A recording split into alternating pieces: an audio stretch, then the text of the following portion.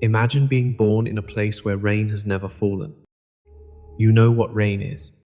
You have seen old recordings of water moving across a windshield, watched storms gather over a blue ocean, and heard the sound of drops striking leaves. Your teachers can explain clouds, rivers, coastlines, and the smell of wet soil. Somewhere in the ship's archive, there may even be a small vial of earth water, sealed before your grandparents were born. But none of it belongs to your memory. The sky above you is a curved ceiling. Morning arrives because lights slowly brighten. Seasons are settings in an agricultural schedule. Gravity comes from rotation, and every window looks out on the same field of stars, changing so slowly that a human lifetime barely notices the motion. The adults tell you that your people came from Earth. They call it home, even though nobody alive has stood there. They show you a pale world wrapped in cloud and say that every human story began on its surface. But the word home is difficult to inherit. A person can inherit a name, a language, a photograph, even a duty.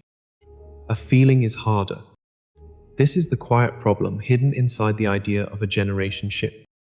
Engineers can ask whether the hull will last, whether the gardens will keep producing food, and whether a population can remain healthy across centuries. But even if every machine works, another question remains. After enough generations have lived and died between the stars, would the people aboard still remember Earth as a real place, or would it become something closer to a legend? A generation ship begins with distance. The nearest star system beyond the Sun is a little more than 4 light-years away.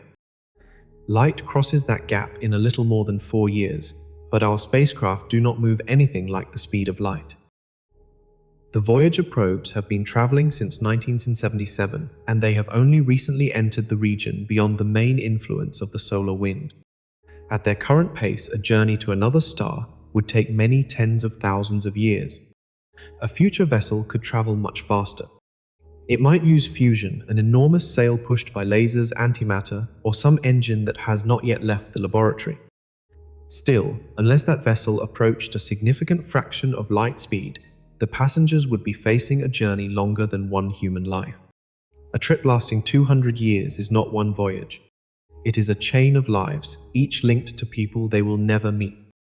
The first crew would leave Earth knowing why they had gone. They would remember the launch site, the faces in the crowd, the last view of the moon, and the moment Earth became a shrinking sphere behind them.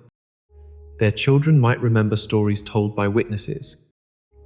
Their grandchildren would grow up with people who had once touched the ground of another world. A few generations later, no living person would have that connection. At that point, the mission would become something unusual in human history. It would be a project whose final participants never agreed to begin it. A child born halfway through the journey did not choose the destination. She did not volunteer to live inside a moving habitat. She did not stand beneath an open sky and decide to trade it for steel, glass, plants, machinery, and a star that grows brighter by an amount too small to notice from one year to the next. The mission would arrive in her life as a fact, much like geography arrives in ours. We do not choose the continent where we begin. She would not choose the ship. That changes the meaning of travel. A vehicle is normally something you enter because you want to go somewhere. A generation ship would be the only world most of its inhabitants had ever known. To the people born there, the engines would not feel like engines. They would feel like distant geology, hidden beneath floors and walls, always working. The rotating habitat would not feel like an artificial environment. It would feel like nature. The first great challenge, then, is continuity rather than propulsion. The ship must remain a living place for far longer than any present machine is designed to operate without outside help. While components fail, seals weaken, electronics age, and tiny errors accumulate. The people aboard would need the knowledge, tools, raw materials, and industrial capacity to repair almost everything that kept them alive. That requirement reaches deeper than spare parts. A spare part can replace one broken pump. It cannot support a civilization for centuries. The vessel would need workshops capable of making new pumps, new sensors, new pipes, and perhaps new computer components. It would need mines or stored feedstock, recycling systems, chemical plants, medical laboratories, and people who understood how all of them work. Knowledge could not be allowed to narrow too far. On Earth, a specialist can depend on millions of other specialists. A surgeon does not need to know how to refine metal. A farmer does not need to know how to manufacture a pressure valve. A software engineer can forget how drinking water reaches a city because an entire invisible network maintains it. A generation ship would have no invisible outside network. Every layer of complexity would end at the hull. This is one reason the ship would slowly become less like a vehicle and more like a small country. It would need schools, hospitals, laws, archives, maintenance crews, farms, nurseries, emergency services, and a way to decide who does difficult work. It would need to train replacements before the previous experts grew old. A crucial skill could not be held by one person. Every important role would need depth, redundancy, and a long memory. Population is part of that memory. A small crew is easier to launch, feed, and house, but a very small population is vulnerable. Accidents, illness, infertility, and random changes in birth rates can reshape a community quickly. Genetic diversity also matters, especially when the population will remain isolated for many generations. Researchers have used computer simulations to explore this problem. These models do not give one magic number for every generation ship. The result depends on assumptions about journey length, medical care, reproductive planning, mortality, fertility, accidents, stored genetic material, and the rules the population follows. One study modeled a voyage of thousands of years toward Proxima Centauri b and found that a starting crew of 98 people could succeed under a very specific set of controlled conditions. The number sounds precise, but it is not a universal answer. Change the assumptions and the answer changes with them. That is important because a real society is not a clean simulation. People do not always follow demographic plans. They fall in love with unexpected partners. They decide not to have children. They have children at inconvenient times. They disagree with authorities. They form groups, traditions, loyalties, and private ideas about what a good life should be. A generation ship would have to manage reproduction without reducing people to numbers. The community might need enough births to replace its population, but not so many that food, housing, or oxygen systems were overwhelmed. It might need to preserve genetic diversity while respecting relationships and personal freedom. These goals can conflict. A rule that looks sensible in a population model may feel unbearable when it governs an actual family. The pressure would not arrive only during emergencies. It would exist quietly in ordinary life. A young couple might be told that the ship cannot support another child that year. Another person might learn that their genetic background makes them especially important to future diversity. A medical team might face decisions that affect people not yet born. The population would be carrying a destination inside its biology. Over time, those policies would become part of culture. The first crew might describe them as temporary safeguards. The fifth generation might treat them as civic duties. The 20th might remember only that certain families follow certain customs, or that a ceremony marks the moment when a person becomes eligible to raise a child. What began as engineering could become tradition. This is how a technical mission starts to create myths without anyone deciding to create them. A rule survives longer than the explanation for the rule. A warning becomes a story. A maintenance practice becomes a ritual because ritual is one of the ways human groups carry instructions through time. We already live among customs whose original reasons have blurred. On a ship, the consequences of forgetting could be immediate. Perhaps nobody is allowed to enter a particular corridor without a small metal token. Centuries earlier, the token may have indicated that a radiation sensor had been checked. Later generations might treat it as a symbol of adulthood. The practice could remain useful even after its origin faded from memory. The same thing could happen to Earth. At first, Earth would be present everywhere. The ship's calendar might begin with the launch. Classrooms would teach its geography. Screens could show forests, cities, deserts, and oceans. Music from hundreds of cultures would fill common spaces. Children would know the names of nations that no longer mattered to daily life. They might learn to recognize animals that could not live aboard the vessel. But memory is not the same as storage. A perfect archive can preserve an image while the meaning of the image changes. We can see a painting from thousands of years ago, yet we cannot recover exactly what it felt like to stand beside the person who made it. We know facts about vanished cities, but those cities are not home to us. The information survives, while the sense of belonging may not. The people aboard a generation ship would face that gap every day. Earth would be the most documented place in their history, and the least experienced place in their lives. To understand how this might happen, think about what makes a place feel real. It is rarely a list of facts. Home is built from repeated sensations. The angle of afternoon light in one room, the route to a familiar door, a sound through a wall, the smell of food, dust, rain, wood, stone, or traffic, the way weather changes your plans, the knowledge that a particular tree, shop, stairway, or horizon will still be there tomorrow. A child on the ship could learn every continent and ocean. She could walk through detailed virtual reconstructions. She could feel simulated wind and hear recordings of waves. But her ordinary memories would belong to the vessel. She would remember the warm corridor beside the central garden, the vibration that meant a cargo lift was moving, the taste of fruit harvested in a particular season, and the view from a window where one bright star appeared beside a structural beam. Those details would make the ship emotionally solid. Earth would remain intellectually rich but physically thin.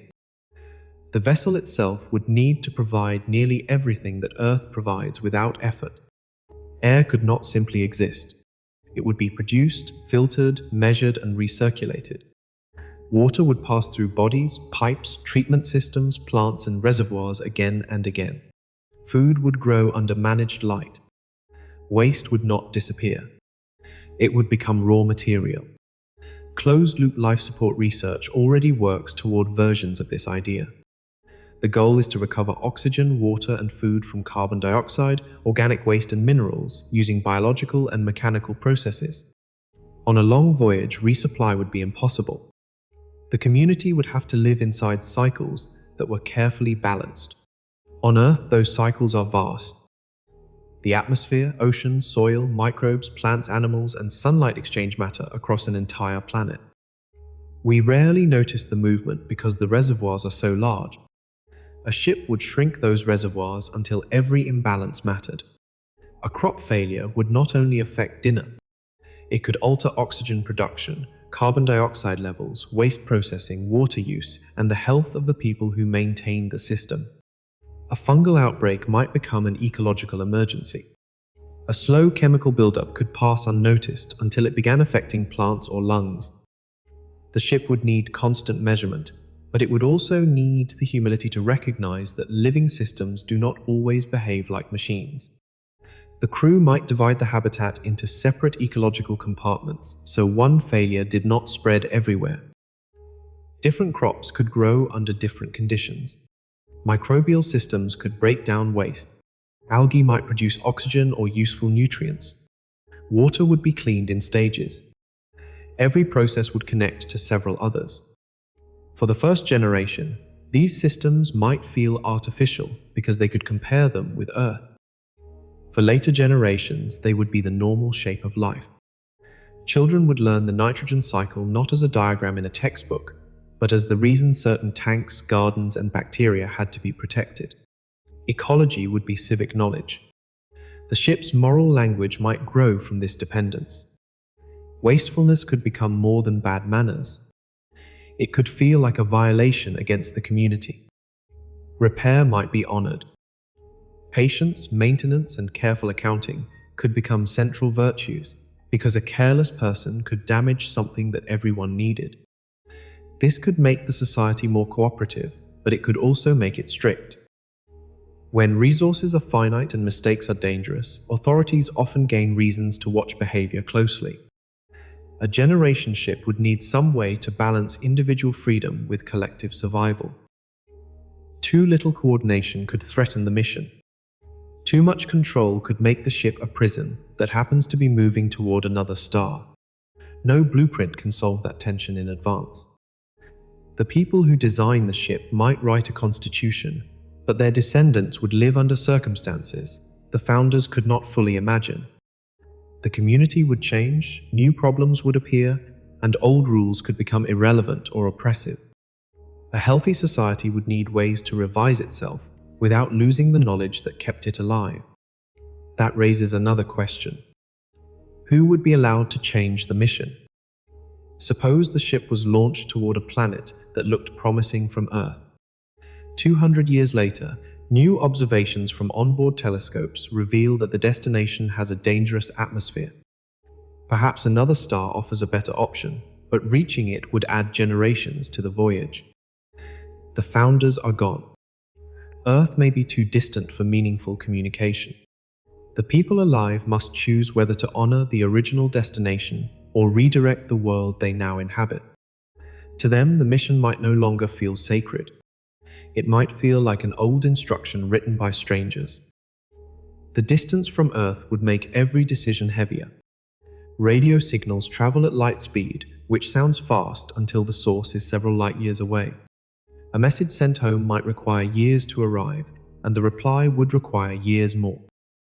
As the ship moved farther away, conversation would turn into correspondence across generations. A person could ask Earth a question as a young adult and receive the answer after becoming a parent. Later in the voyage, the reply might arrive after the sender had died. Eventually, depending on distance and the fate of civilization at home, no reply might come at all. At first, silence would be alarming. Engineers would check antennas. Families would wait for personal messages. The ship might keep transmitting updates into the dark. But prolonged silence changes from an event into a condition. Children born after the last signal would not experience the absence as loss. It would simply be the way the universe had always behaved. Earth could still exist, yet feel more distant than a dead civilization. A dead civilization belongs to the past. Earth would belong to a present that could not answer in time. This is where memory begins to depend on deliberate care. Without effort, daily life fills attention. Repairs need to be made. Children need to be taught. Crops need to be harvested. Conflicts need to be settled. Earth history would compete with all of that. Over enough time, even the most important origin can move toward the edge of the curriculum. The ship might preserve Earth through ceremonies. Perhaps once each cycle, the main lights dim and a recording of the old sky appears across the inner ceiling. People gather beneath constellations that no longer match the view outside. They hear sounds recorded before launch, including rain, insects, wind in leaves, a train passing at night, and human voices speaking languages that few aboard still use. For the first generations, such a ceremony might cause homesickness. For later generations, it might feel beautiful but remote, like a festival tied to an ancient homeland. The emotions would be real. They would simply be different. Language would carry some of the change. Words born on Earth would remain, even when their physical references disappeared. People might still say sunrise, although no sun rose over a horizon. They might call a central passage a street, a storage chamber a cellar, or a maintenance cycle a season. Metaphors would survive longer than experience. Then new words would appear. Every closed community creates shortcuts, jokes, accents, and meanings. A ship separated from Earth for centuries would do the same. Technical terms could enter ordinary speech. The name of a famous repair might become a verb. The sound of an alarm could become a phrase for sudden fear. Different habitat sections might develop distinct accents, especially if people lived and worked in stable local groups. If the vessel carried multiple languages, some might merge while others faded. A language with few speakers could survive through education, ceremony, or family pride. Another might become the common working language because safety requires clarity. Over centuries, the speech aboard could become difficult for people on Earth to understand, even if both sides believed they were using the same language. That would not mean the ship had forgotten Earth. It would mean Earth had become an ancestor rather than a neighbor. The archive would also change through selection. No ship could carry every object, record, book, artwork, scientific paper, personal message, and piece of music created on Earth. Even if digital storage seemed almost unlimited, access would not be. People must decide what to teach, what to translate, what to restore when formats fail, and what to place in front of each new generation. Selection creates a portrait. The Voyager Golden Record offers a small example.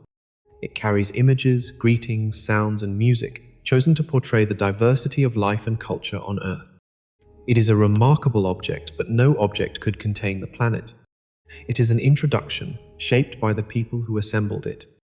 A generation ship's archive would be far larger, yet the same problem remains. Which Earth would it preserve? Would it emphasize scientific knowledge, national histories, family records, art, religion, landscapes, endangered languages, ordinary daily life, or the story of the mission itself?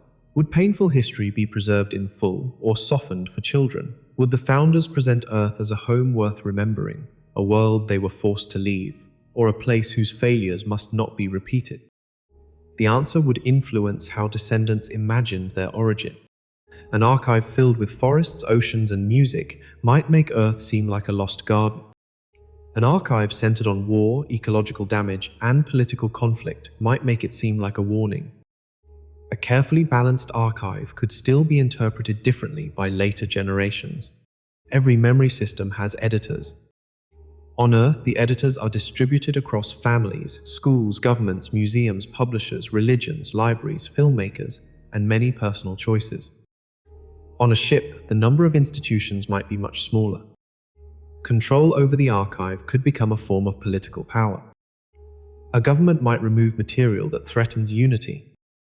A religious movement might reinterpret the launch as a sacred departure. A reform movement might recover suppressed records and accuse earlier leaders of creating a false Earth. A technical failure could erase entire collections without anyone intending it. Censorship is one danger, but neglect may be more common. Digital files require systems that can read them, while storage media degrade, formats become obsolete, and databases need repair. A library preserved for centuries would require active migration from one technology to the next. The people doing that work would make decisions every time. What receives attention survives. What seems irrelevant becomes vulnerable. Paper, etched metal, film, and other physical records might provide backups, but physical objects also age. A durable archive would need many forms, many locations, and many people who understood why preservation mattered. It might also need ordinary human storytelling. Data can preserve a map. A story can preserve why a place mattered. Imagine a recording made by someone in the first crew. She describes a beach near her childhood home. The recording contains no great historical event. She remembers the temperature of the sand, the sound of gulls, and the way her father carried wet shoes back to the car. The detail is small enough to seem disposable. Yet centuries later, that may be the kind of memory that makes Earth feel inhabited rather than abstract.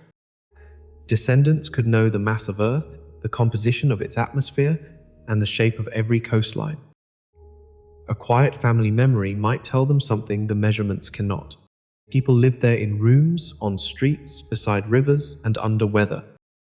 They lost things, waited for people, cooked meals, and went to sleep without hearing ventilation systems. Still, even the most intimate recording would eventually be heard as history. The listener could feel compassion, curiosity, and perhaps longing. But borrowed memory is not the same as remembered life. The body adds another layer to that separation. Human beings evolved under Earth's gravity, atmosphere, day length, radiation environment, and ecology. Spaceflight changes the body even during missions lasting months. Muscles and bones respond to reduced loading, fluids shift, balance systems adapt, radiation can damage cells, and isolation can affect sleep, mood, cognition, and relationships. A generation ship would need to manage all 5 broad categories that space agencies study for long-duration human flight: radiation, isolation and confinement, distance from Earth, altered gravity, and a closed or hostile environment. A vessel designed for centuries would face them on a scale no crew has experienced. Artificial gravity could reduce some risks. If a habitat rotates, its inner surface can press occupants outward, creating an effect that feels like weight. The strength depends on the radius and rotation rate. A large ring can rotate more slowly and may feel more comfortable. A small ring must spin faster, increasing the chance of motion sickness and unusual sensations when people move their heads or climb toward the axis. Designers might choose gravity close to Earth's, but they might also choose less to reduce structural demands. Nobody knows what fraction of Earth gravity is sufficient for healthy development from conception through old age. We have information from astronauts in microgravity and from experiments with animals, but not from generations of humans growing up under lunar, Martian, or intermediate gravity. If the ship provided something lower than Earth gravity, people born aboard might develop differently. Their bones, muscles, cardiovascular systems, and sense of balance would adapt to the environment available to them. Exercise, medicine, and habitat design could help. Even so, a body optimized for life on the ship might find full Earth gravity exhausting. Radiation presents a different problem. Earth protects life with a thick atmosphere and a magnetic field. Beyond that protection, high-energy particles can pass through tissue and damage DNA. Shielding can reduce exposure, especially if water, fuel, soil, food stores, or other mass surround living areas. A generation ship might place habitats deep inside its structure or use active systems that attempt to deflect charged particles. But shielding would need to keep working for the entire voyage. A major failure, gradual degradation, or unexpected event could affect not only the people alive at the time, but the genetic health of future generations. Recent modeling of multi-generational populations has explored how radiation-related mutations and natural selection might influence a closed population over centuries. These are models, not forecasts. They show that biology cannot be treated as a fixed passenger. The descendants on the ship would continue to be human, but humanity is never biologically frozen. Every population changes over time through mutation, inheritance, chance, environment, and selection. In a small, isolated community, random shifts can become noticeable. Medical technology might reduce harmful effects, while reproductive planning or genetic archives could preserve diversity. The ship might carry frozen embryos, sperm, eggs, or cell lines from a much larger Earth population. This could expand the genetic options available to future generations. It would also create difficult questions. Who decides when stored material is used? Does a person conceived from a centuries-old archive have a different social identity?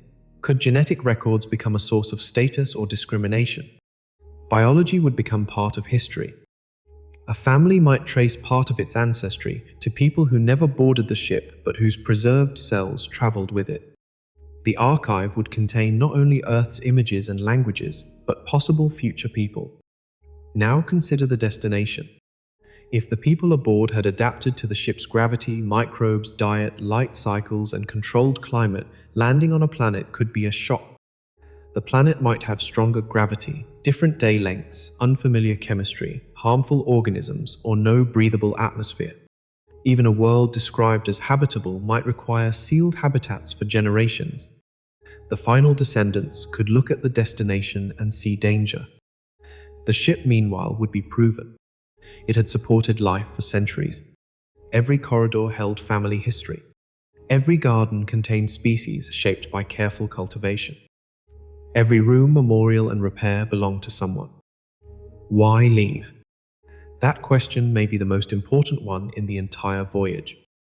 The founders imagined the ship as a bridge between worlds. Their descendants might see it as the world itself. A society can preserve a goal for a long time, especially when the goal is built into education, law, and ceremony. But no goal remains unchanged when it crosses many generations.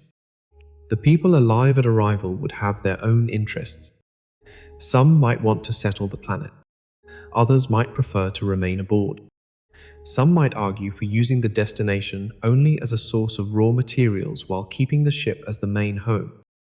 There could be no morally simple answer.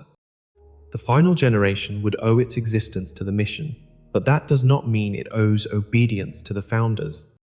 The founders created conditions for life. They did not own the future.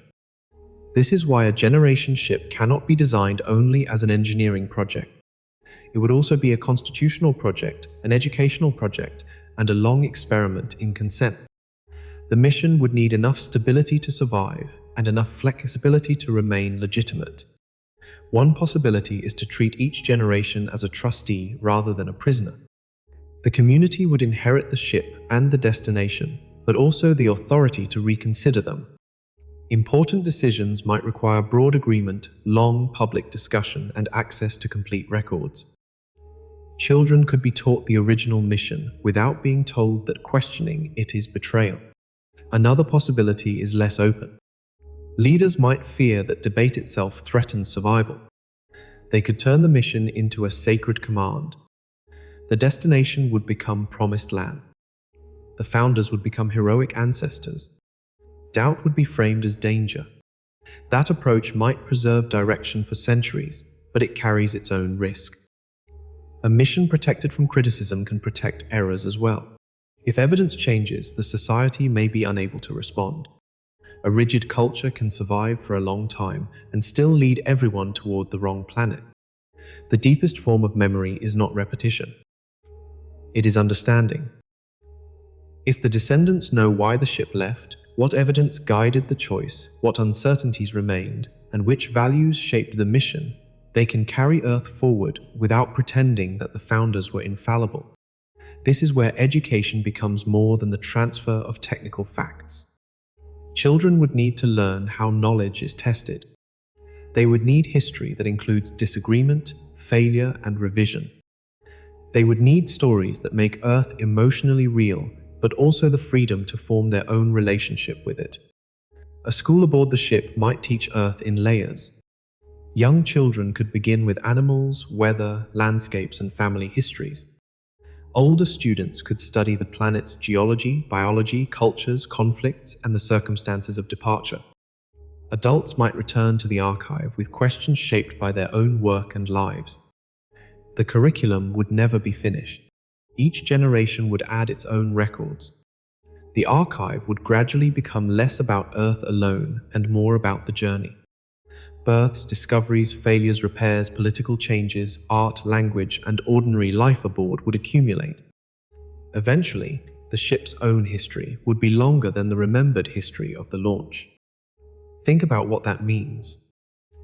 A child born 300 years into the voyage might study the early ship generations the way we study distant kingdoms. She might know the names of the first captains, the first major crop failure, the engineer who prevented an atmosphere loss, and the movement that changed the reproductive laws. Those events would feel closer to her than events on Earth because they shaped the halls around her. Earth history might still be vast, but ship history would be local. Human beings attached strongly to the local. The interior environment would reinforce that attachment. A generation ship would probably contain spaces designed to imitate nature. Gardens could provide food, psychological relief, humidity control, and familiar sensory variation. Large designs imagine forests, ponds, soil, and long views across rotating landscapes. Even modest habitats might use plants, changing light, flowing water, and textured materials to reduce the strain of living inside machinery. These spaces would become the landscapes of childhood. A certain garden could be where people met partners, held memorials, celebrated births, or sat alone after difficult news. The trees might descend from seeds carried at launch, but after centuries they would be ship trees. Their roots would never touch a planet. The community might name places after Earth. There could be an Amazon garden, a Pacific reservoir, a Sahara maintenance zone, or a street called Nairobi. At first, the names would preserve geography. Later, they would gain local meanings. A person might say she grew up near Pacific without imagining the real ocean. Names can remember and replace at the same time. The sky inside could do the same. Designers might display an Earth sky across the habitat ceiling, adjusting it through simulated dawn, daylight, dusk, and night. Constellations could appear as they looked from the launch site. This might support sleep and mental health. It would also create a strange double sky. The familiar stars overhead would be a reconstruction, while the real stars beyond the hull would slowly shift as the ship crossed space. Which sky would feel true? For people born aboard, both might. The simulated sky would belong to daily life. The external sky would show the mission. One could feel like weather, the other like history. Time itself might divide into layers. The ship would need practical cycles for work, sleep, agriculture, and maintenance.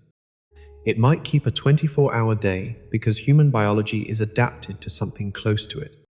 It might retain Earth months and years, or create a new calendar based on the voyage. A launch calendar could count years since departure. Another calendar might count distance remaining. Religious or cultural calendars could survive alongside them. As the destination approached, a society might begin counting down.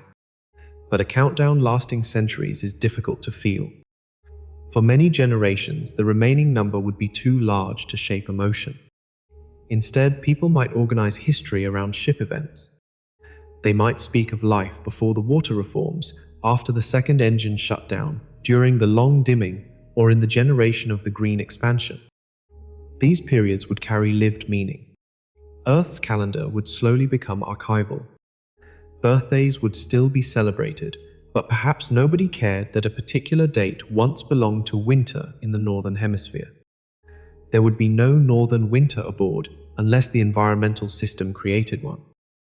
The absence of weather would matter more than it first appears. Weather brings surprise, inconvenience, danger, and variety. It changes sound, light, clothing, movement, and mood. A controlled habitat would try to avoid surprise because surprise can threaten systems. Yet a completely stable environment can feel monotonous. Designers might introduce harmless variation. Light levels could change gradually. Gardens could follow seasonal cycles. Water could be allowed to fall in designated spaces. Airflow, temperature, and scent might shift. These would be engineered experiences, but engineered does not mean emotionally false. A person can love a garden even while knowing it was planned. Later generations might prefer the ship's seasons to recordings of Earth's. They might find real thunderstorms frightening, open oceans overwhelming, or unfiltered sunlight harsh. The environment of their ancestors could feel beautiful in the same way alien planets feel beautiful to us. Worth seeing perhaps, but not immediately safe. This is the point where remembering Earth and wanting Earth separate. A society might preserve Earth with extraordinary care and still not desire to return. Memory does not require loyalty. Understanding an origin does not require living there. We can see a faint version of this in human migration. Families preserve languages, recipes, music, photographs, and stories across generations. Descendants may feel deep attachment to a homeland they have never visited. When they do visit, the experience can be moving but also disorienting. The real place may not match the inherited one. The homeland and the family have both changed, so the inherited memory belongs fully to neither. A generation ship would expand that distance from decades to centuries and from continents to stars. Earth itself would continue changing after launch. Coastlines might shift, governments could rise and fall, languages would evolve, species could disappear, and new technologies could transform daily life. Even if communication continued, the Earth remembered by the ship would not be the Earth sending the latest message. The first cruise home would be gone before the ship arrived, even if the planet remained healthy. There is a strange comfort in that. None of us can return to the exact world of our childhood. Places change, people leave, buildings are replaced, and memories keep details that reality no longer contains. Home is always partly a vanished place. The generation ship makes that ordinary truth enormous. Its passengers would not be uniquely separated from home. They would simply see the separation more clearly. For them, Earth might become several things at once. It could be a scientific fact, a moral reference, a collection of stories, a source of biological ancestry, a direction in space, and a symbol of everything outside the hull. Different people would emphasize different meanings. Some might form Earth-centered traditions. They could face the direction of the sun during ceremonies, preserve old languages, or insist that the destination is only a temporary stop before humanity reconnects with its origin. Others might reject Earth nostalgia, arguing that it keeps the community emotionally tied to a place that cannot help them. A third group might treat Earth with quiet respect but focus on the ship. They would see no contradiction. A person can honor an ancestor without living the ancestor's life. Conflict between these views could shape politics. An Earth restoration movement might demand more curriculum time for planetary history. A ship identity movement might want new symbols, new holidays, and a new name for the people aboard. The disagreement would not be about whether Earth existed. It would be about how much authority the past should hold over the present. The name of the vessel could become central. At launch, it might be a project label chosen by agencies, governments, or donors. Over time, it could become the name of a place, then the name of a society. People might say they are from the ship in the same way we name countries or cities. Eventually, they might stop calling it a ship. A ship implies a temporary passage. If the journey lasts longer than recorded local history, another word may feel more accurate, perhaps world, habitat, commonwealth, ark, or simply home. The original name might survive, but its category would change. This shift could occur without a formal decision. Language often recognizes reality before institutions do. Children would ask where they are from, and the natural answer would be the place where they were born. The destination could remain important while becoming abstract. People might work on landing systems, study the target planet, and prepare for arrival. Yet the emotional weight of the destination would vary. To some, it would be hope. To others, disruption. To children near the end of the journey, it might feel like a future adults kept discussing, much as children on Earth hear about distant political or environmental plans. Then one day the target star would become visibly brighter.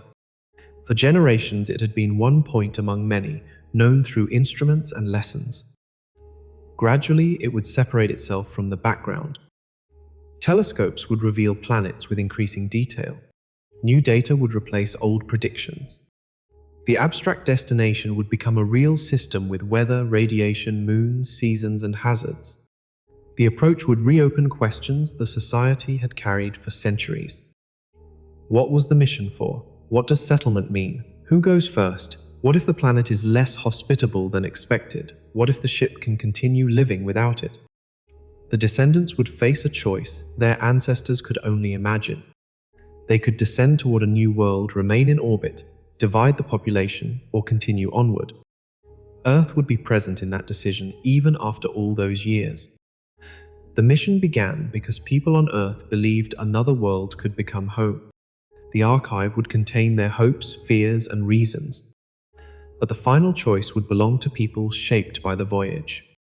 The most faithful way to honor the founders might not be obedience. It might be the same willingness to look at reality, accept uncertainty, and choose a future.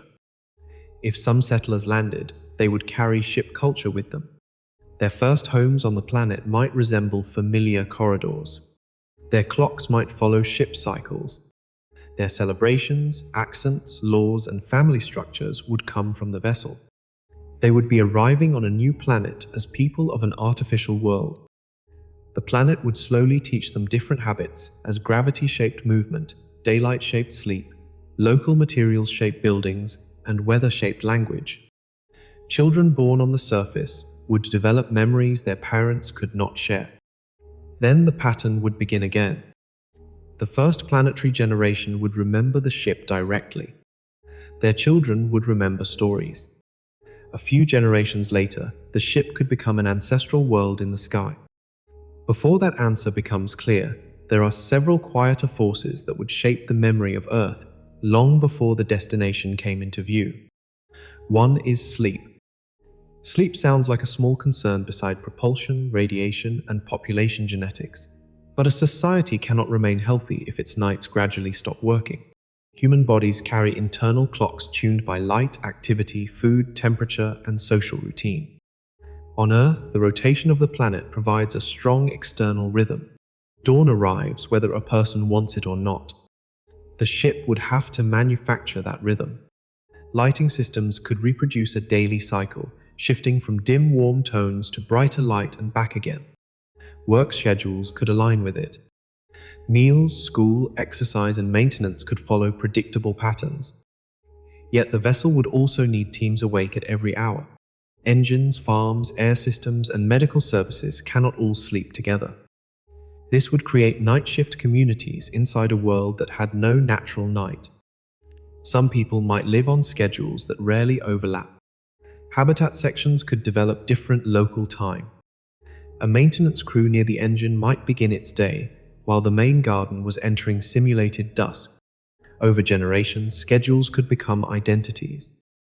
Earth's 24-hour day might survive because it suits human biology, but it would no longer be imposed by astronomy. It would be a cultural choice supported by engineering. That makes time surprisingly fragile. A political reform, energy shortage, or change in work organization could alter the length or pattern of the day. Even a small adjustment repeated across centuries would create a culture with a different sense of morning, evening, age, and season. Children would still hear that Earth turned beneath the sun, but their own dawn would arrive from a control system. This might make the old planet seem wonderfully uncontrolled. It might also make it seem inconvenient. Weather can ruin plans, winter can reduce food, and darkness can arrive before work is finished. On the ship, light would be designed around human needs, at least when the system worked. A well-managed environment could therefore feel safer than a planet. No hurricanes, no earthquakes, no uncontrolled drought, no predators, and no night colder than the habitat could tolerate. Danger would come from machinery and human decisions rather than from an indifferent landscape. But safety has a psychological cost when nothing is allowed to happen by chance. People need novelty. They need spaces where attention can relax, where not every object announces a purpose. A generation ship would have to create room for experiences that were not directly efficient. There might be gardens where plants were grown only because they were beautiful, rooms with uneven paths, moving water, changing smells, and places to hide from the main flow of people. Walls might display slow images from external telescopes. Musicians, artists, designers, and storytellers would not be luxuries added after survival was sold. They would be part of the survival system.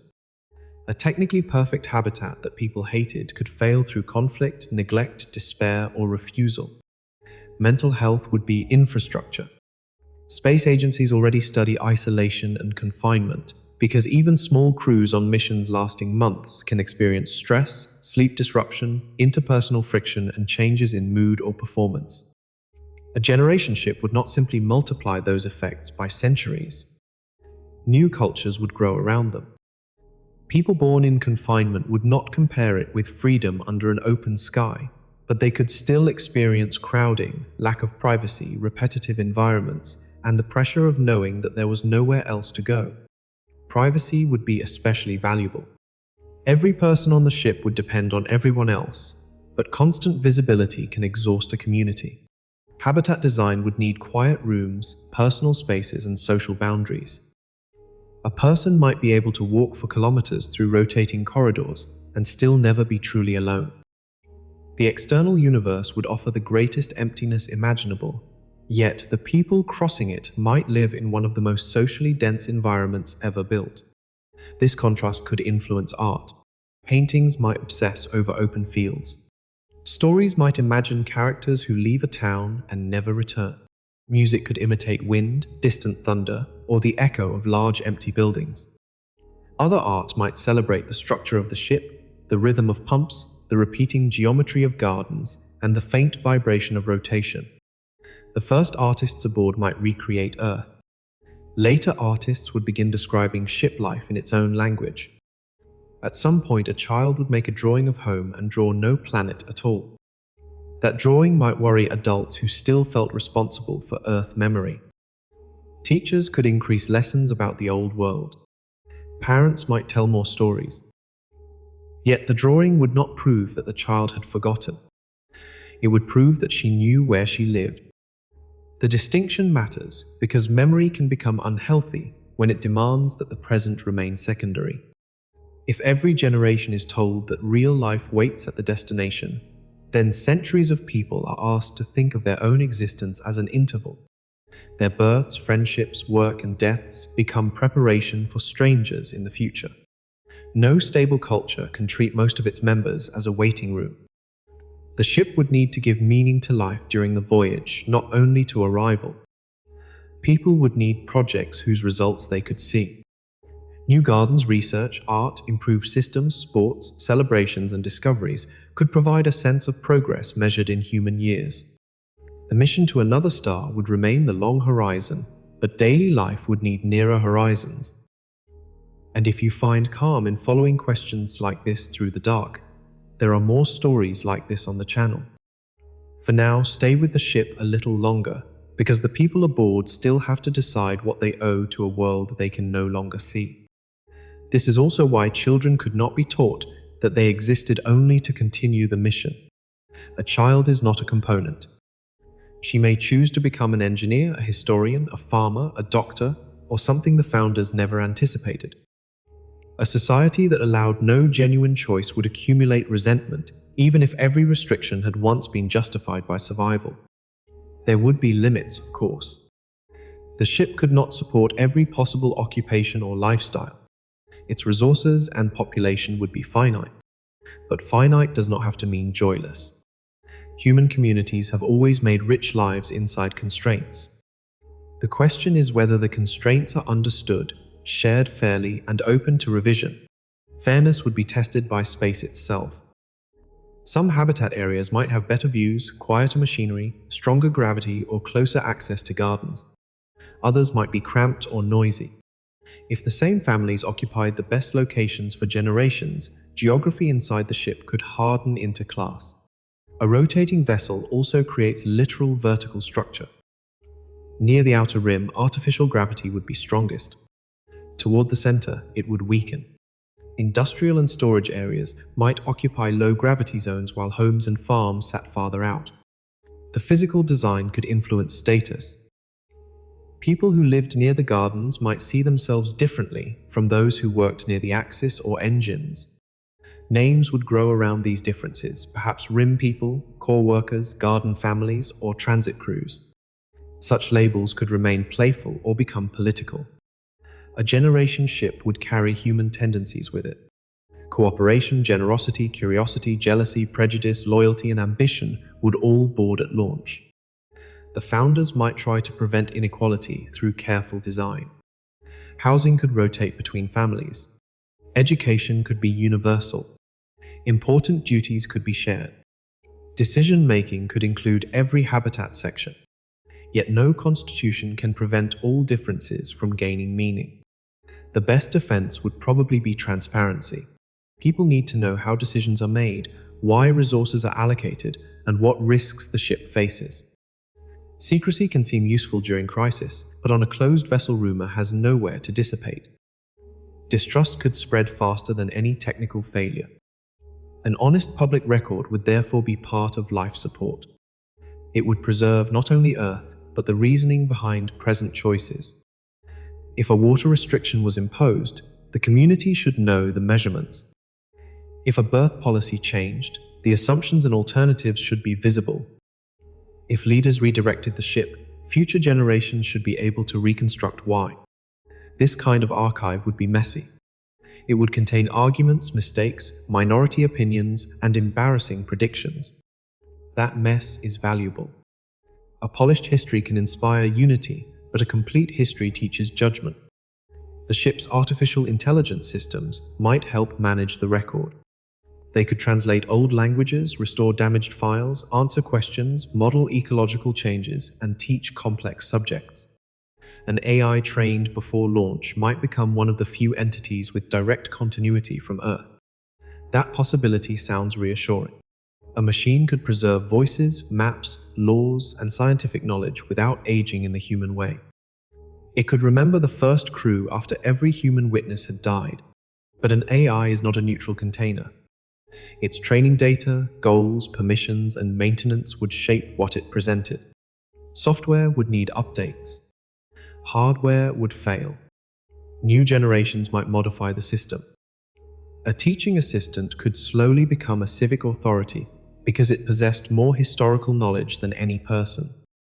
Imagine asking the ship's oldest system what Earth was like. It could answer with millions of records, yet it would still choose an order, a tone, and a level of detail. It might adapt its response to the listener. Over time, people could trust its version of Earth more than the raw archive. That would create a strange relationship. The oldest continuing witness to human origin might never have been alive. Some communities might treat the system with affection. Others might distrust it, especially if it helped enforce resource rules or reproductive plans. A political movement could demand access to its internal logic. Another might argue that changing it would sever the last unbroken connection to Earth. The safest design would probably use many systems rather than one. Independent archives, different teaching tools, physical records, and human institutions could check one another. Redundancy protects both machines and memory. Even then, the ship would experience events nobody predicted. A serious accident could divide history into before and after. Consider a slow failure in the agricultural system. At first, harvest declined by a few percent. Technicians adjust nutrients and light. Then a pathogen spreads through one crop. Food reserves cover the loss, but the community must reduce variety. A second system begins drawing more power. Repairs take years. Children growing up during that period would remember different meals, dimmer public spaces, anxious adults, and constant discussion of efficiency. When the crisis ended, the society might keep some restrictions because they had become normal. A generation shaped by scarcity could distrust the more relaxed habits of those born later. The event might also change Earth memory. People could blame the founders for choosing fragile crops. They could recover traditional farming knowledge from the archive. An old seed variety might save part of the system and become culturally important. A plant that was ordinary on Earth could become a symbol of survival aboard the ship. Another crisis could come from collision. Interstellar space is extremely empty, but a vessel moving at high speed must take even small particles seriously. Dust striking the hull could release enormous energy. The ship would need shielding, detection, repair capacity, and perhaps forward protection that could be replaced over time. A major impact might seal off part of the habitat. Families could lose homes. The community might spend decades rebuilding. A corridor visible in old recordings could remain closed for centuries, turning into a memorial and a warning. Radiation from a stellar event could force everyone into protected shelters. An engine problem could alter the schedule by years. A disease could expose weaknesses in medical knowledge. A conflict could damage systems more severely than any natural event. These crises would strengthen some traditions and destroy others. They might make the mission feel more important or less. If the ship survived because descendants changed the founder's plan, flexibility would become part of civic identity. If survival came from strict adherence to an old procedure, tradition would gain authority. History teaches communities what kind of people they believe they are. The ship's version of Earth would also respond to crisis. During peaceful times, Earth might be remembered as beautiful origin. During hardship, some could resent the planet that sent their ancestors away. The phrase "people of Earth" might sound honorable in one century and naive in another. Suppose communication with Earth continued for much of the voyage. Messages would arrive slowly, carrying news from a society that advanced far beyond the ship's launch era. Earth might develop better medicine, new propulsion, or faster spacecraft. A later mission could even overtake the generation ship. This possibility has haunted discussions of slow interstellar travel for a long time. A vessel leaves with the best technology available, spends centuries crossing space, and is passed by a faster craft launched much later. The descendants aboard could reach the destination and find that people from Earth had already arrived. The emotional impact would be enormous. The generation ship's entire culture had formed around carrying humanity to another star, only to discover that the achievement had been made by someone else. Some might feel relief. The destination would have infrastructure and help. Others might feel robbed. Generations of sacrifice would appear unnecessary. The new arrivals might speak a changed language, carry unfamiliar biology or technology, and view the ship as a historical curiosity. Who would be more truly connected to Earth? The travelers who carried old Earth culture continuously across centuries, or the faster arrivals who had left the planet recently but belonged to a civilization transformed beyond recognition? There is no simple answer. Continuity can follow time or place, and the two would have separated. The generation ship might preserve languages, songs, and customs that Earth had forgotten. It could become a moving archive of an earlier humanity. Its people might seem old-fashioned to the new settlers, while the new settlers seemed almost alien to them. The title question would reverse. Instead of asking whether the ship remembered Earth, people might ask whether Earth remembered the ship. At launch, the mission would be famous, names would be recorded, and speeches would promise that the travelers would never be forgotten. Centuries, however, are long. Governments change, archives disappear, and public attention moves on. The vessel could become a faint object in historical databases, transmitting signals to receivers maintained by fewer and fewer people. A final message from Earth might not announce disaster. It might simply stop because the institution responsible no longer existed. The people aboard would have to decide what the silence meant. Perhaps Earth was gone. Perhaps it was thriving and had lost interest. Perhaps communication technology had changed. Perhaps a reply was still moving through space. Uncertainty can be harder than grief because it offers no clean ending. The ship might preserve listening stations for generations, waiting for a signal that never came. Ceremonies could develop around the last transmission. Competing interpretations could form. Some would treat Earth as alive until proven otherwise. Others would argue that the community must let go. A small group might devote lives to improving antennas and searching for signals. Their work could seem sacred, foolish, or both. The silence would shape children who never expected an answer. For them, Earth might feel like a star that once spoke. This emotional distance would not necessarily produce despair. Human beings are skilled at building meaning in conditions they did not choose. The ship could develop a strong sense of shared purpose, based not on longing for Earth, but on caring for one another and carrying life through a place where life was otherwise absent. That idea could become the center of its ethics. Every person, seed, microbe, memory, and working machine would be part of a rare living system crossing a vast, sterile distance. Protection of life might feel less like an abstract value and more like the obvious foundation of society. Death would carry a special meaning as well. Bodies could not always be treated as they are on Earth. Material might need to return to the ecological cycle. Some cultures aboard might accept this as a direct continuation of life. Others could find it difficult. Memorial practices would have to meet emotional needs without wasting resources the habitat depended on. A person might be remembered through a tree fed by recycled nutrients, a name etched into a structural panel, a recording in the archive, or a light that appears in the simulated night sky. The ship could create constellations from its dead. Over centuries, those constellations would fill. Children would look up at names from generations they could not place, much as we look at ancient stars and inherit stories about them. Earth's real constellations would slowly distort from the ship's changing location.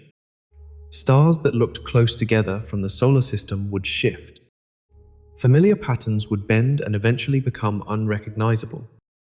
The archive could still display them, but the external sky would tell the truth of distance. This offers one of the clearest images of cultural change. The people aboard might preserve the old constellations perfectly, while creating new ones from the sky they actually saw. Both sets would matter. One connected them to origin. The other connected them to place. A shipborne astronomer could study the sun as one star among many. Early in the voyage, it would remain bright enough to identify easily. Later, it would fade into the surrounding field. Instruments could always point toward it, but the unaided eye might lose it. The day the sun could no longer be found without assistance might become a milestone. Nothing physical would happen inside the habitat.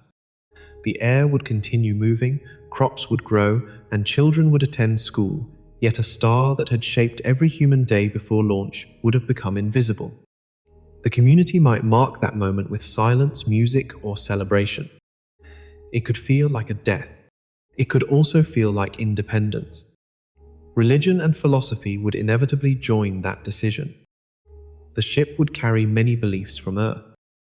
Some traditions are tied to particular landscapes, directions, calendars, foods, pilgrimage sites, or celestial observations.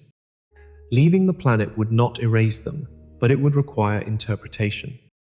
A direction once defined by a location on Earth could become a direction toward Earth itself.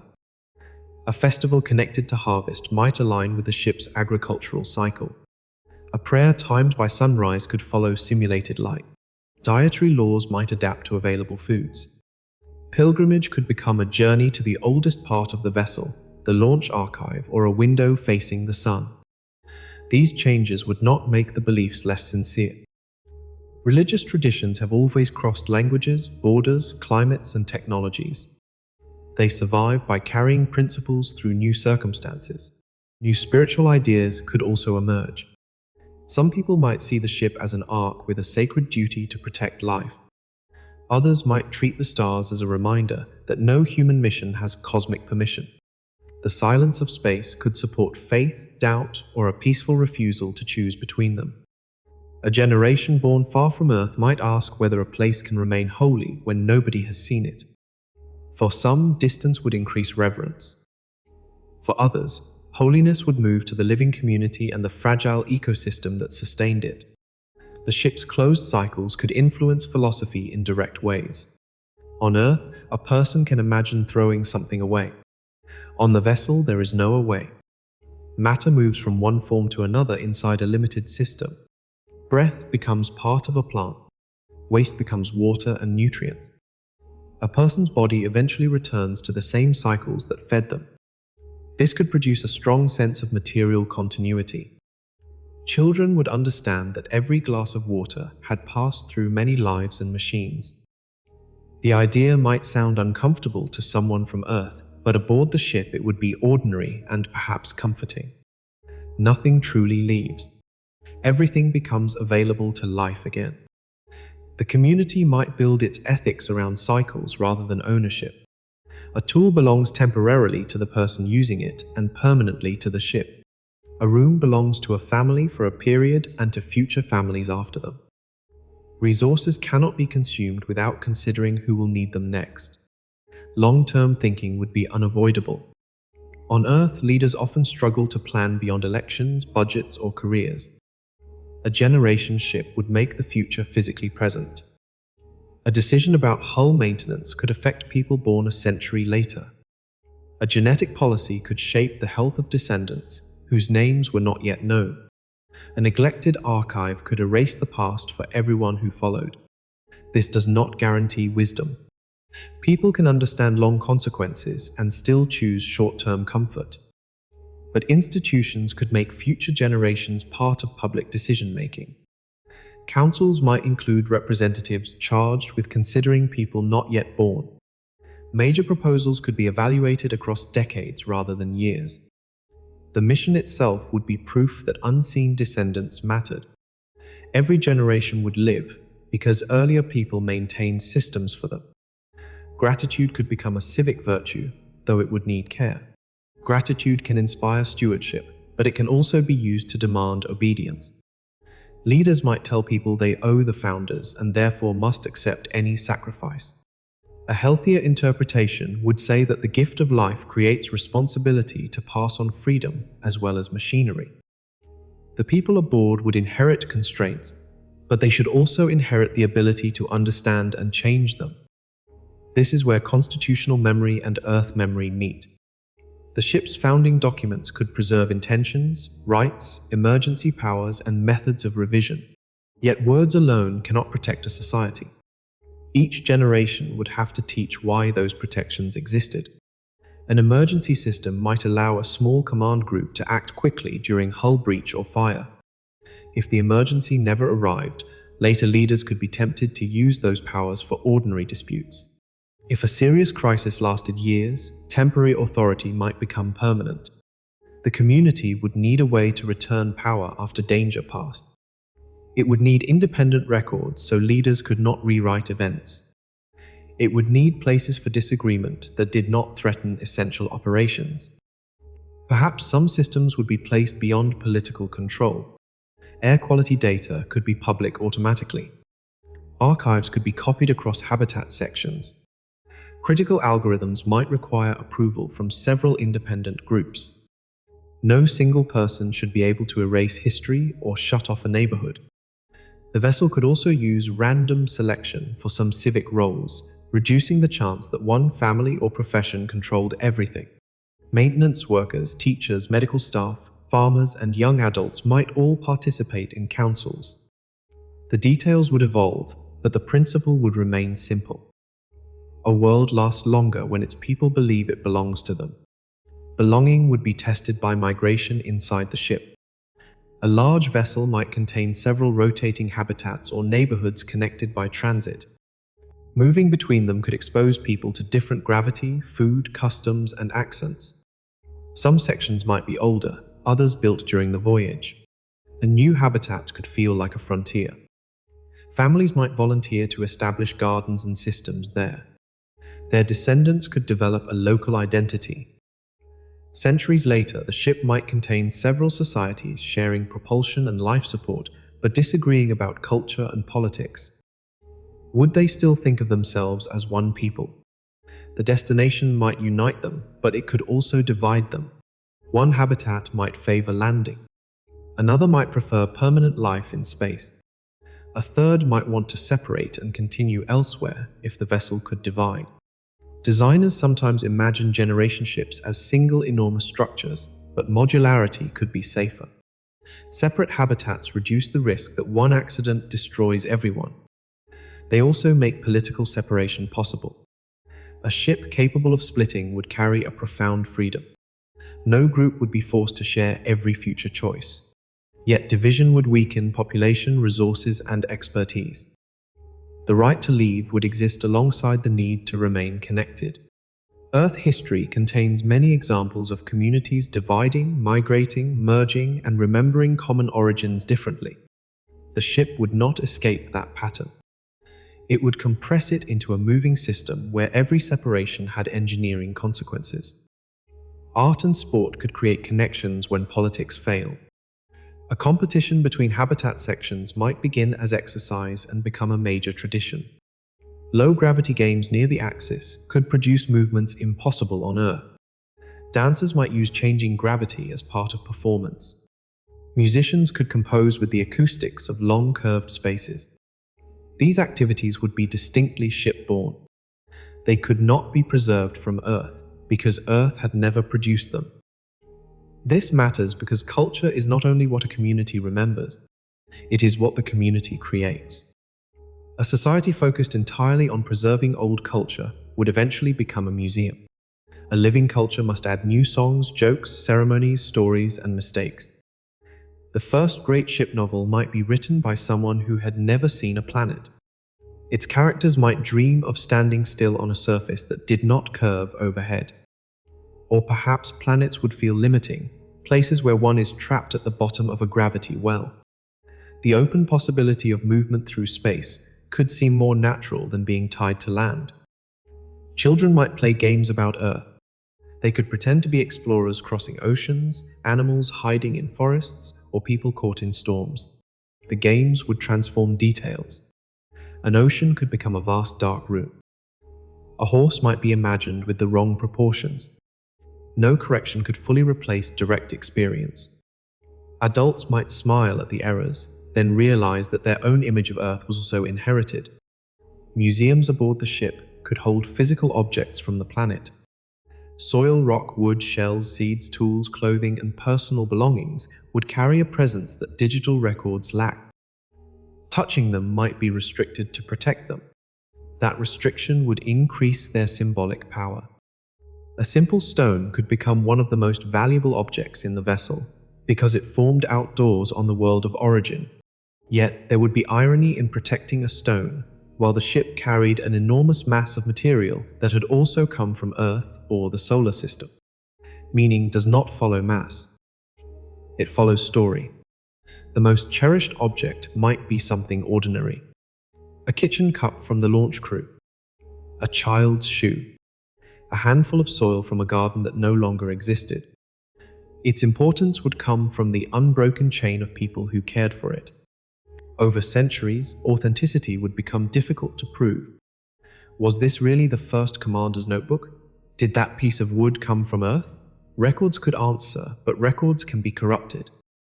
Replicas might become indistinguishable from originals. Some people would care deeply. Others would say the story mattered more than the material. This is another familiar human argument, carried into a new setting. The ship might also preserve living Earth species. Plants are obvious because they support food and atmosphere. Insects, microbes, fungi, fish, and small animals could play ecological or cultural roles. Large animals would require enormous resources and space, making them less likely. Future children might know elephants only through recordings, while living beside descendants of bees, worms, yeast, and bacteria. The species that traveled would shape their idea of nature.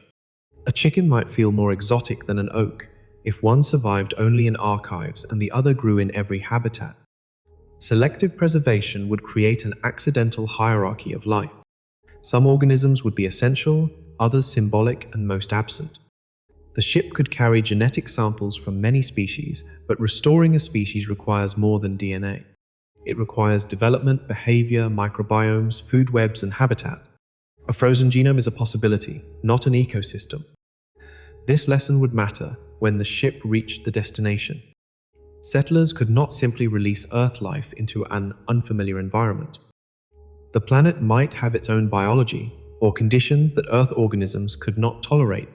Introducing species could damage both systems.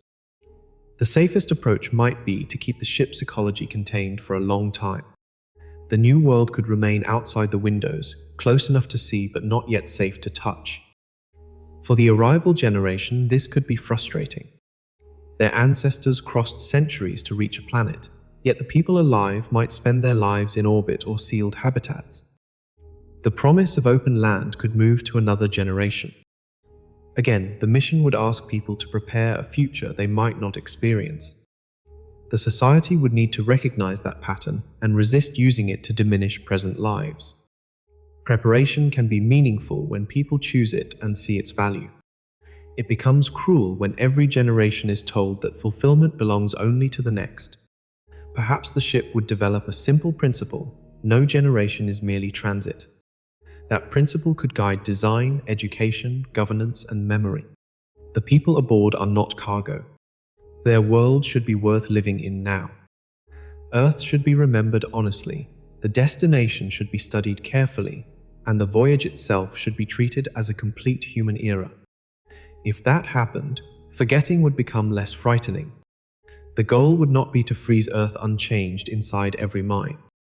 It would be to preserve enough truth, beauty, warning, and affection that descendants could understand where they came from without being trapped there. There would be losses. Some languages would disappear. Some histories would be misunderstood. Some recordings would fail. Names would detach from places. The emotional texture of Earth would thin. There would also be gains. New forms of cooperation, art, science, and identity would emerge. The people aboard would learn what it means to maintain a world whose limits are visible. They might understand dependence more clearly than any society before them. And they would add their own memories to the human record.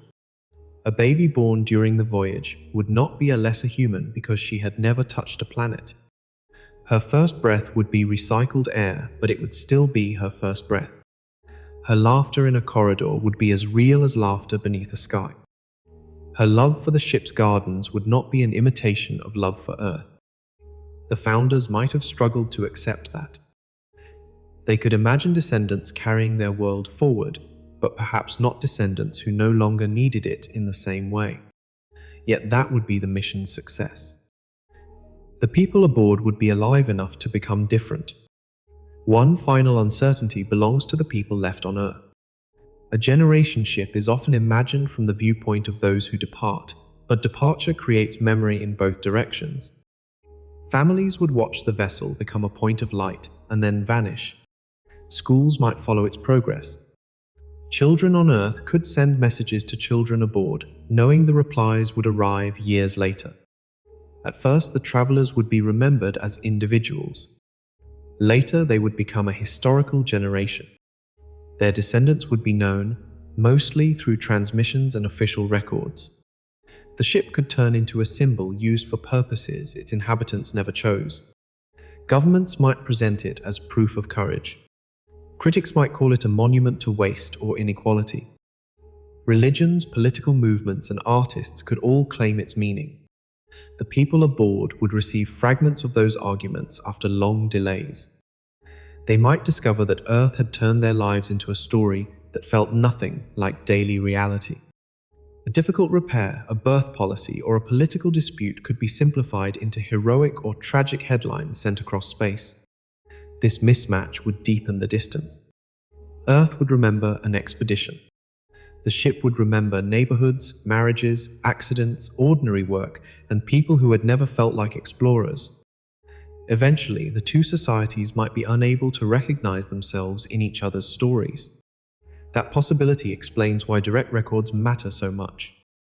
Personal diaries, public debates, technical logs, art, and unedited testimony would allow future people on both sides to see more than a polished mission narrative. The archive would not eliminate misunderstanding, but it would leave evidence that real lives had existed beneath the symbol. Perhaps Earth would build a memorial that kept the ship's direction marked in the night sky. Perhaps the ship would keep a room where the sun's position remained illuminated. Each world would point toward the other, even when no person could see the connection with unaided eyes. Memory would then become reciprocal but uneven. Earth could forget names the ship still honored.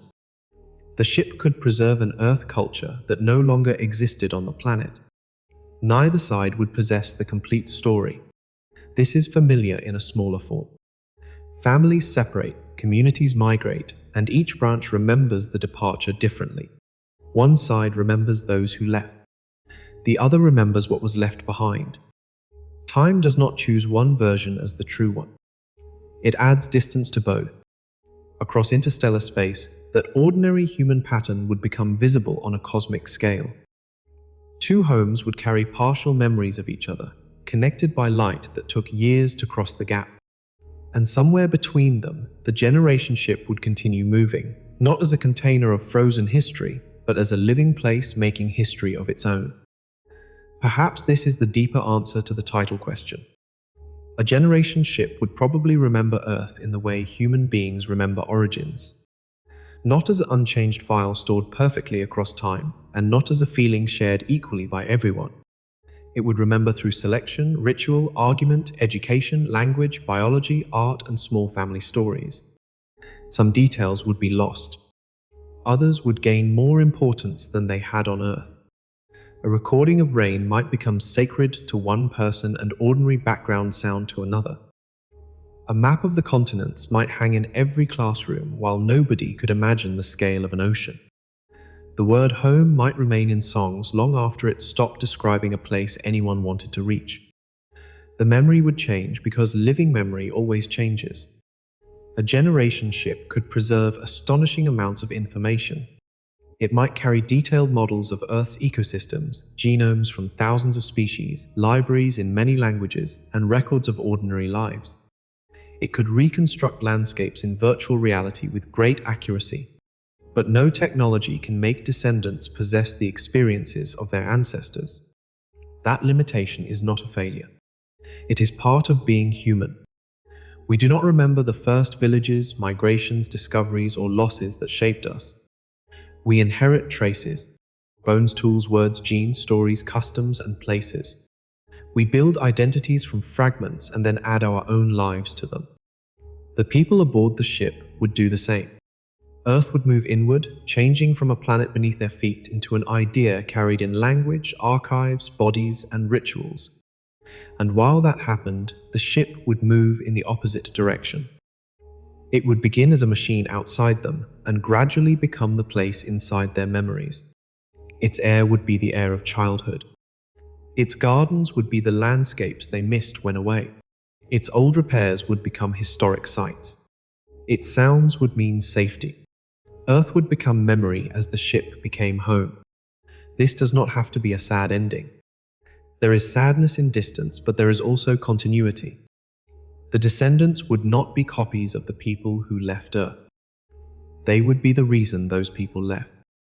A mission designed only to preserve the founders unchanged would misunderstand life. Living things continue by changing. For the people listening tonight beneath Earth's real atmosphere, the idea can make our own world feel briefly unfamiliar. We live inside the environment the ship would spend centuries trying to imitate. Air moves around us without a visible machine. Water falls from the sky. Soil contains more life than we can easily count. The horizon is not a screen, and gravity requires no rotating structure. These things feel ordinary because we inherited them without effort. A generation ship reveals their value by making every one of them difficult. It also reveals something gentler about home. Home is not only the place where a species began. It is the place where daily life becomes thick with memory. If humans ever cross the space between stars, they will carry Earth as far as archives, biology, and stories can carry it. But somewhere along the journey, perhaps so gradually that nobody notices, their new world will stop being the vessel that takes them home. It will be home.